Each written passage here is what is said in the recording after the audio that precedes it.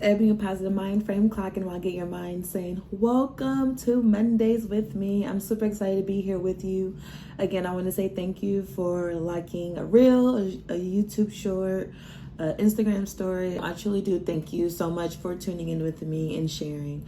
My biggest thing is to be the influence and be the impact of the world. So I do thank you for going on this journey with me, and I'm very positive this is part of my purpose. So I appreciate you sharing it and liking it and giving me great feedback. I've been having great feedback so far with it.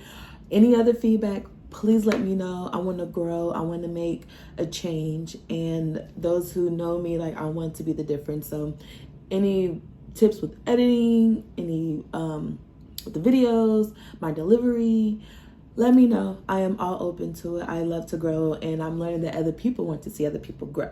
So help your girl out. And I want to give a special shout out to Mama T. Thank you so much for being on this collaboration with me every Wednesday. She does not know I'm saying this, but Mom, I truly thank you. Thank you for taking the time out of your day to help me and my dream become bigger and for it to be a reality instead of just a should have, could have, would have situation. And I want to genuinely say thank you. And I love you. My little spunkums. But anyway, talking about Mama T, she talked about in her last video. Please check it out. I am a negative Nancy. Stop lying to yourself. It was so good. This is one of my favorite videos of her. Hands down, I loved it. We will be doing a giveaway. I will be giving out shirts, hats, book bags, purses that have the I am loved, I am valued, and I am enough slogan on them, just to make sure that you know who you are when you wherever you go. So that is something that I'm doing. The last day of the giveaway is July 17th. And in order to be entered into the giveaway, I'm adding a little bit of piece in here so that you have to be subscribed to the channel, you have to share it, and also you have to comment with this emoji right here, the wisdom sign, for my mom, of course, on Wednesdays. So 3 things: remember to comment, share, and like it. And then with this emoji in the comment section. And the last day would be July 17th. And then we will definitely, I'm gonna see if we could do a joint video to do the giveaway. So far I have 1 person. So I would like to give out more merchandise. So please, please, please share, subscribe, and comment on it. The topic is my process of positive thinking. This will be a very vulnerable story time-ish, you know, about how I became. Like I said, I have not always been saved, sanctified, and amazing. Well, I've always been amazing, you know, in hindsight, but I had a lot of growing to do. But it was some things that I endured when I was younger. Some people may know this, some people not know about this who know me. So if you know me personally, if I told you, I'm sorry. If I didn't, my bad. All right. So my process of positive thinking, it started back actually when I was in elementary school. I was bullied, and then I became a bully. So in elementary school, I was bullied up until 6th grade. I don't remember when it started, but I believe maybe it started in 5th or 6th grade. No, it started in 4th grade. Started in 4th grade and up. I wasn't probably the most pretty in the face. I don't know, can't see why. Okay. I don't know why, but I remember it was a lot of comments like I was so skinny. I wasn't womanly developed with boobs or butt and hips. And then I was darker than a lot of people in my school. So I was teased a lot, but y'all couldn't whip me in grades though. I was very knowledgeable and a nerd. I still am. But I was bullied. And the reason I couldn't figure out is why. So I do remember I would try to, like, you know, try to like boys or whatever, try to make me feel validated. And of course that wasn't the right way to go. And I didn't know any other way. But if a guy really took interest in me or something, probably write them little 4th-letter curls like, ooh, hi, or check your box if you like me. You know, I remember doing that. Sorry, Mama T, for listening to this for the first time, but it's my inner healing, okay? Don't catch me. Don't get me, okay? But I think that kind of like was started like a lot of self-esteem issues. And also, as you, some of you guys know, I have a big birthmark here. And I remember starting out smaller, a little bit smaller, then it just spread to like my whole left side here. So I was very just not very comfortable in my own skin at that time either. Like I would try to cover it up all the time. And I remember one day, like my dad, my mom and dad came home and I had this covered up. I don't know, like a shirt. I had it on backwards or something. And then just to cover this part up. And I remember him telling me, he was like, don't cover it up. It's just who you are. So those little tidbits from my dad kind of helped. But still, like every time I went to school, I was still being bullied. So I still didn't feel like the most prettiest girl, you know, in the school. And then it got worse in 6th grade. Like I just got picked on, especially by guys. Was like, I mean, like, you're ugly. Like, I mean, you don't even have like fresh shoes on. And like, I don't know how old you are in 6th grade. What, like 10, 12 probably? I don't remember. So it's not like I had money or I had a job to go get those things. But I remember one day, I just crazy to just tell my mom this. I remember one day my parents bought all of us some new shoes. Mind you, my parents had us young. My mama T talked about it in a video. She had me at 14. So, you know, it was just babies raising babies. But my parents are great. They've always been supportive. They've been amazing parents up until this day. And I love them, and they are still married. So yeah, Mama T is married. And so is my dad. But I remember they bought all of us, it's 5 of us. They bought us some new shoes. And, you know, I was like, yeah, like they could stop talking about me.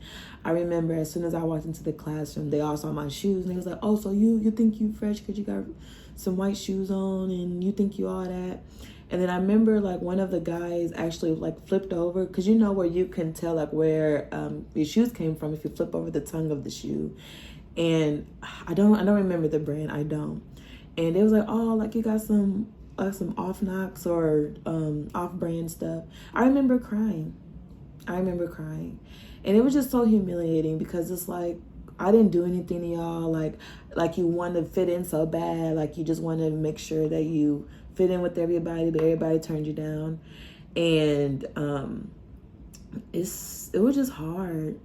It was hard. So I had I think that's where my low self-esteem started, because I was so picked on and I didn't know how to like internally like come out of that shell.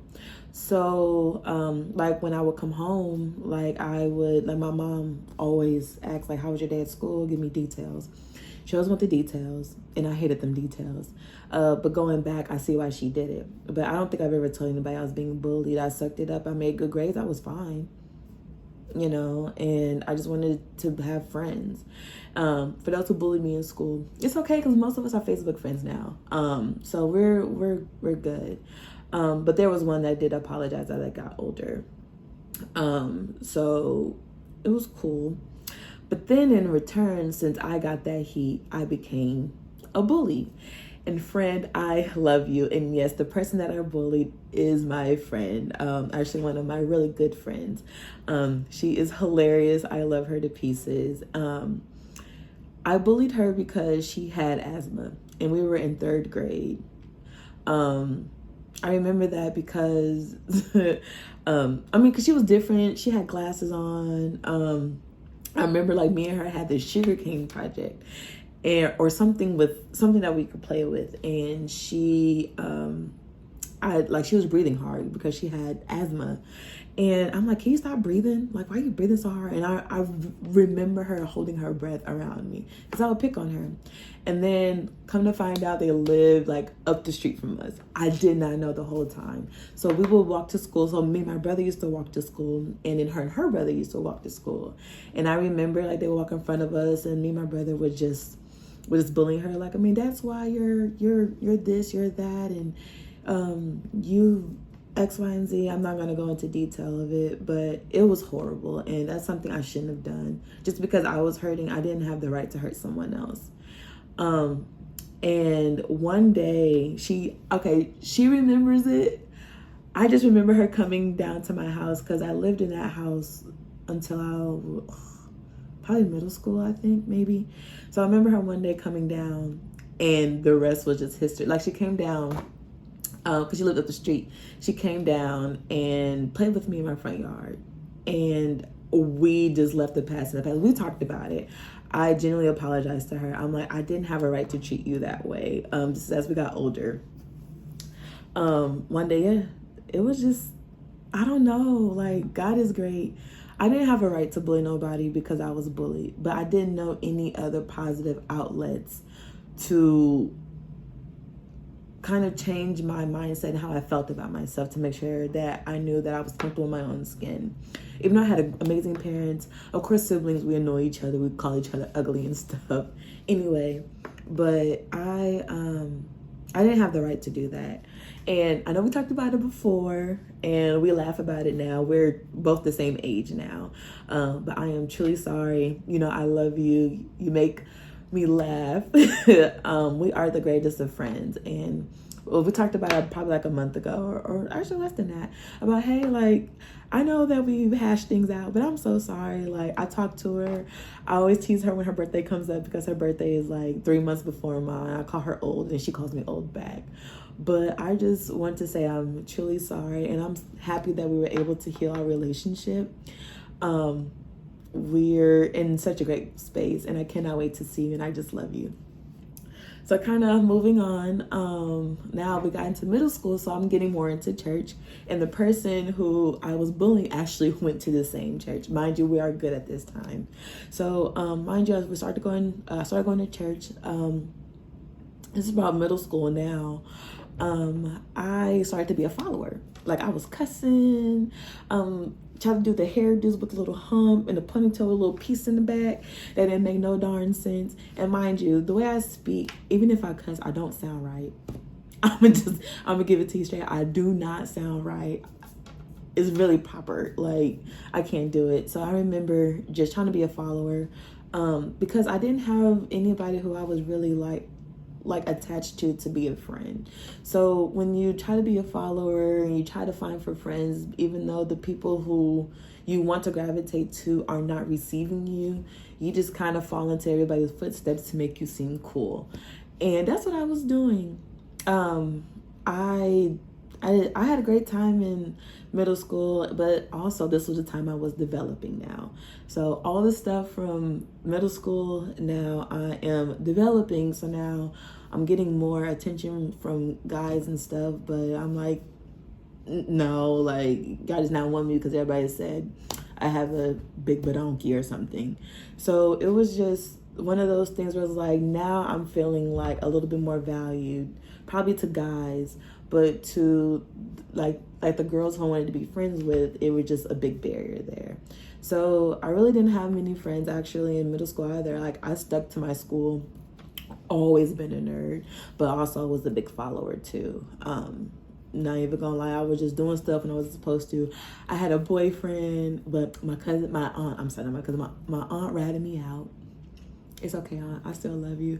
Me and my boyfriend at the time ran track, and I remember he gave me a ring. What was I doing in 8th grade trying to get a ring? I don't know. But hopefully you guys can relate to my story. I'm just thinking about so much stuff. Like, it's crazy.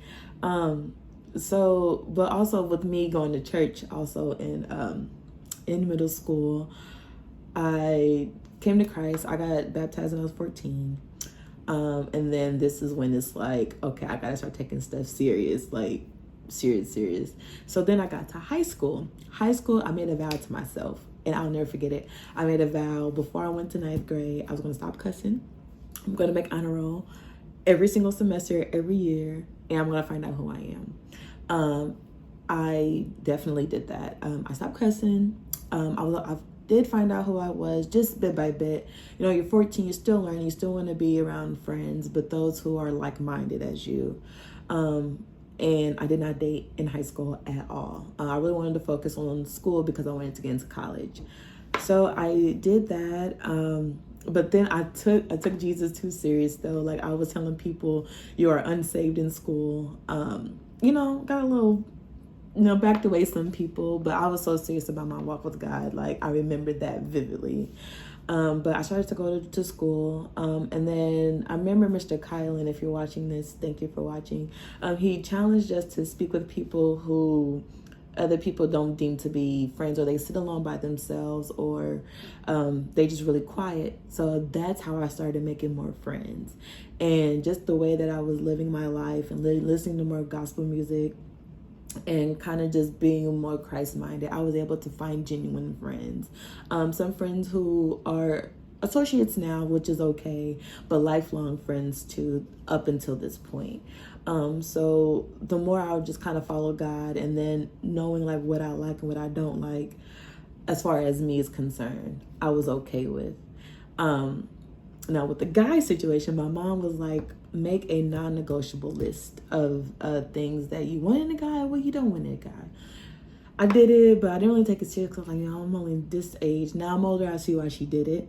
I did not start dating until I got to college though. So that's a whole nother video. Yeah, that's that part. So what is it? I think through all of these processes, that is kind of like my background. So after high school, during high school and then entrance in college, I entered into this funny stage of like, yes, like I want to be the woman of Christ that I've always wanted to be, but also like, how do I find myself? I think during high school, I was getting in, like I said, in prior all of my videos, that's when I learned about the power of the tongue. So life and death is in the power of the tongue. And with that, it comes a more immaculate change in your mind of thinking more positive things, thinking things more noble, of love. So it was kind of easy since I made like all those vows to myself and I honored myself in doing that, I started to be more positive, because even though that I made these promises to myself and I followed through on it, I was able to trust myself more. I was able to be like, okay, like if I can prove myself that I can do X, Y, and Z, I know that I can start to have more of a mindset change. So that's when I started to think more positive. That's how I was able to kind of stand out from a lot of people that I didn't know were battling a lot of negative thinking. Even still to this day, like I'm just amazed, because I made a huge decision in high school, and trust me, the church and my pastors, my parents were a big part of that. They were part of my village. But I was be able to be more positive thinking, which is not to be a follower, to have more confidence in myself, to make sure that I am 100% confident in my own skin. So like I said, the power and death is in the power of the tongue. And I took it literally. I still do to this day. I take it very seriously. And the more I do it, the more I know that it's spreading throughout other people. And that's how my train of thought kind of happened. And kind of a lot of stuff dissipated. Like, I don't want to be a follower. I don't want to be the person that always cuss all the time, because we're all people. We have different vocabulary. We can use different words. Do I slip up here and there? Absolutely, because he knows. But just because I'm a more positive thinker doesn't mean I'm unflawed. I'm still very flawed. I still have some communication issues that I'm still working on or practicing. I can be very, very sensitive, and I'm trying to have more tough skin. I'm getting better at it. Saying no, I'm getting better at that. So just know that just because that you're becoming a more positive person, or you're having a more positive mindset, doesn't mean you're going to be perfect. It doesn't mean you're going to have bad days. It doesn't mean that you're going to be angry. Like, you have the right to still be human. You still have the right to be mad. Maybe flip over tables just like Jesus did. If you want to, just don't, sin against it. But you can still flip over tables. You could still yell. You can still, process whatever you need to process while being a positive person. You still have feelings, and they're valid. So that's what I always tell people. Like, your feelings are valid even when you're a positive person. Everything is not going to be unicorns and rainbows. But your days are going to be challenged, I should say. No one's perfect just because you're more positive. And the biggest quote that I say to everybody, because I've learned, my biggest thing I think was as an adult, I think after college, is no one has the same heart as you. And that is so true, because you expect so much from people because you would do it. It's like, okay, like I'm being considerate of you, or, I wash the dishes, so you should be able to wash the dishes, or, I would never steal $5 from you. Why would you do that to me? And you're going to be hurt at the end because you set someone else on a pedestal to have the same heart as you. And I have been burned by that. And I've just learned to ask more questions now, or if I know a pattern of someone, then I will know how they operate, so I know how to move around them. But I have been burned so many times by that. But that's the biggest quote that I have. So the process of my positive thinking, just remember, just because you're a positive person doesn't mean you're going to go through ups and downs. My process for my positive thinking was I had to be at a low point to get to where I am. So with me being bullied, being a bully, being a follower, and then being a follower for Christ definitely helped with the love of my church, my youth pastors, and my parents, to being more positive framed. But it was something that I chose to do. It wasn't something that someone else told me to do. It came from a process of just being myself, honestly, and finding myself. It came from the process of finding myself. That's where the key was. Am I still learning about myself? Absolutely. Am I happy with where I am? No. But with my great thinking, but also work behind it, I know that I would get there. So that is my process, my individual experience. I'm being a little bit transparent with you. If I get calls and texts later, I'll be glad to answer some questions. But again, Mama T, thank you to the person that I bullied. I'm happy we're in a great relationship and a great stance now. I love you to pieces. Everything with you are my girl. I love you to death. I'm happy we're able to hash out some things. Don't forget our giveaway. Last day is July 17th. Please comment, share, and subscribe, and use this emoji in the chat. And just remember that you are loved, you are valued, and you are enough. See you on a Wednesday with Mama T for Wisdom Slaps Wednesdays.